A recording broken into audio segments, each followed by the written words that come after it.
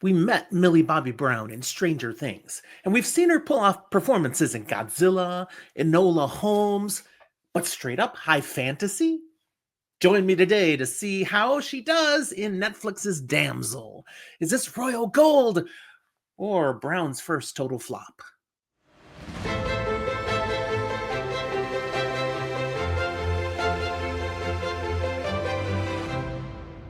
Welcome to Fantasy for the Ages, the show where father and son talk about fantasy, science fiction, horror, and other nerdy things we enjoy. I'm Jim, the father of this show. I'm really glad you're here with me today. If you enjoy this content, be sure to give us a thumbs up and subscribe to the channel if you haven't done so. Thanks. So I'm talking to you about the movie Damsel, which came out March 8th, 2024, so just over a year ago, straight on Netflix. It's a Netflix original. The genre? Definite fantasy. I'd say high fantasy. I watched this for two primary reasons. It looked like it was a nicely produced fantasy film. I mean, it seemed to have quality, like to put some money behind this thing. And Millie Bobby Brown. She's the leading character. I've enjoyed her work ever since she first showed up as 11L on Stranger Things. Can't wait for that final season to drop this year. And I've yet to be disappointed in any of the other things I've seen her in, whether it was a small role or big. So I was really curious. Is this going to be a winner? Or is she going to finally have gone in a direction that didn't work so well? Here's my Spoiler-Lite Summary. Brown plays Elodie, the eligible daughter of a noble but not particularly well-off family who has come into some luck as the ruling house of the Kingdom of Oria has out of nowhere shown interest in a marital match between Elodie and Queen Isabel's son, Prince Henry, the heir to the throne. Despite some misgivings, this kind of seems a little too good to be true, especially Elodie's mother is going, "Are we sure?" Despite all that, Elodie and Prince Henry seem to hit it off. He's kind of a nice guy. He shows all the right interest. She's not a typical young lady. She's got some different ways of thinking, and he seems to be on board with that. So, hey, maybe this is going to work. And the marriage proceeds as planned. Elodie's mom and dad and sister, they head off back home, and Elodie is now here in her new home to be the future queen. Not a bad gig, except something is not quite right. There's been hints dropped earlier on, but now things start to get a little more serious. We're going to have this special ceremony. The wedding's already done and all. Now there's something else, and we're marching up to a cave in a nearby mountain. What's going on? Well, turns out we get to see our newly minted Princess Elodie dropped into the middle of an old pact between the kingdom and a dragon. There was no dragon in the fine print on the marriage agreement. Elodie may now be the newest one to be offered up due to this arrangement. So, we get to find out. Is Elodie going to be a damsel in distress? Or have they just picked the wrong damsel to mess with? Spoiler light, I'm not giving you more. You're going to have to watch this to find out. But here's my 6 takeaway thoughts after having watched the film. And again, I'm not going to spoil things. I do have a full spoil commentary section at the end, so if you've watched this already, stick around for that. But first off, I was not wrong. Millie Bobby Brown delivers this performance quite well. She portrays the young woman turned princess with just a touch of tomboy hidden within, and does a believable job of digging deep to rise to the crisis that her character finds herself in. I enjoyed every moment with Millie Bobby Brown on the screen, and nothing in her performance took me out of the moment. Secondly, every show with a dragon has a touch of awesomeness. Am I right? Even when the dragon sucks. But don't let me worry you, this dragon does not suck. She rules. And that's due to, I felt, some pretty quality CGI, even on just a Netflix budget. So well done. But also it's considerably due to the voice acting of Shohreh Aghdashloo, who makes every single show she appears in better. Then there's the fact that the show is also enhanced by the performances of the two mom characters. Angela Bassett performing admirably as Elodie's mother, and Robin Wright turning in a fantastic performance as Queen Isabel, whom we come to view as the villain, and it's great to boo for her, because she is surely no Princess Buttercup in this movie. Her acting, just delightful.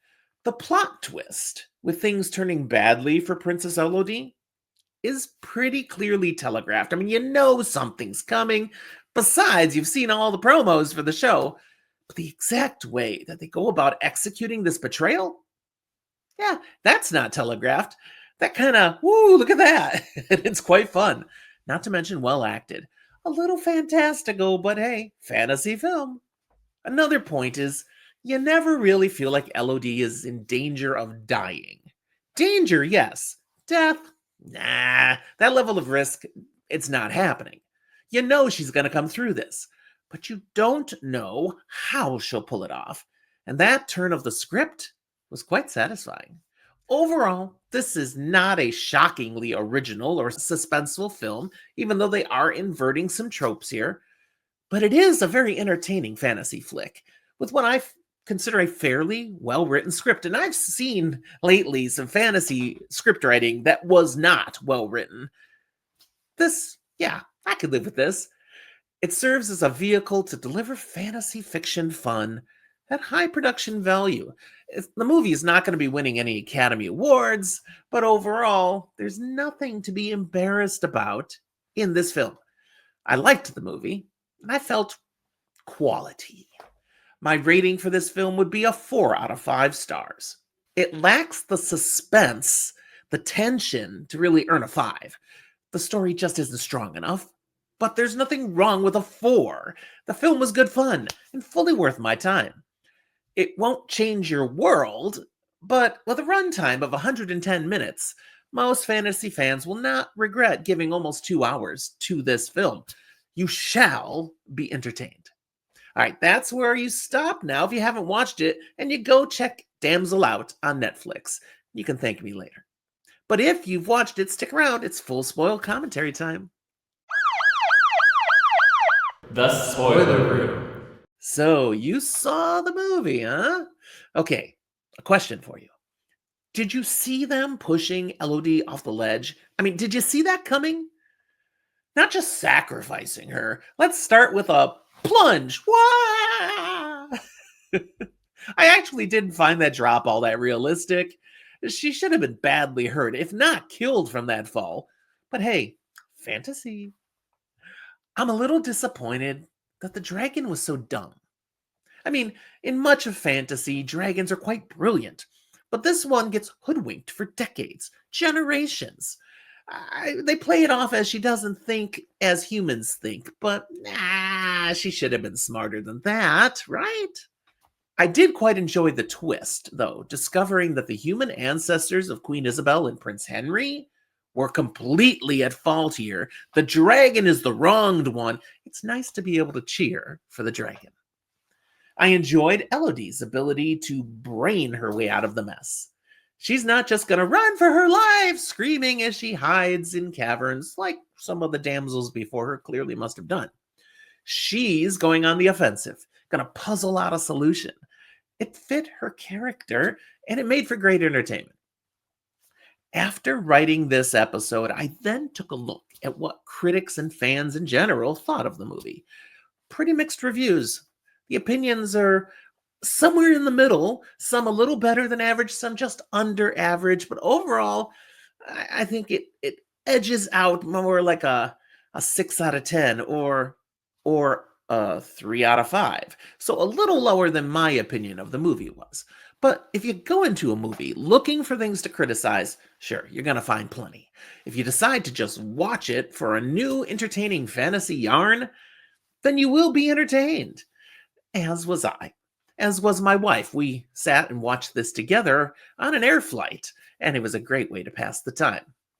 And with so much fantasy TV and film content these days, especially TV, trying to push the boundaries and overwrite traditional fantasy norms, I found it refreshing that really the only tropes being flipped here is the damsel in distress and the dragon not being the bad guy, but actually the wronged party. So that was kind of pleasant. I just could enjoy this film. So that's what I have for you here today. If you have any thoughts about this, put them down in the comment box. I read them all and I do respond. And take a look in the show notes, other ways that you can interact with my son Zach and I, and our Patreon page. Thank you, all Patreon supporters, for your monthly little bit of financial support, helping us afford keeping this coming out to you all. That's where I'll leave you. Thanks for watching. We'll talk to you next time.